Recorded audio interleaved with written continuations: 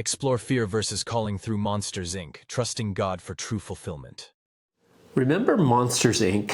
I mean, back when Pixar was in its heyday with Sully and Boo and, of course, Mike Wazowski. Well, my family loved it, and my kids, they were the perfect age for this movie. And one of their favorite scenes was the big restaurant scene where these huge, scary monsters are terrified of this tiny little girl who caught on and started yelling, "Boo!"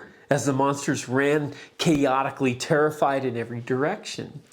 Well, that's what makes Monsters, Inc. funny.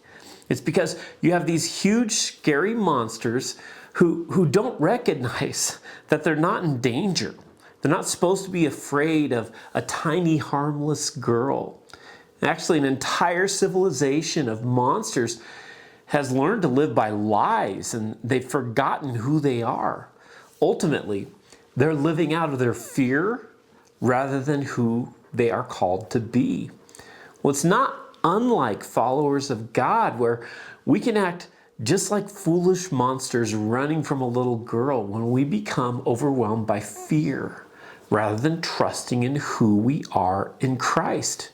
Well, in this study, we're going to look at a man who wrestled between living out of fear and living out of who God called him to be.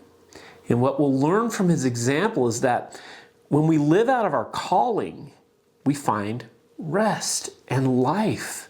However, when we live out of our fear, we're going to find trouble.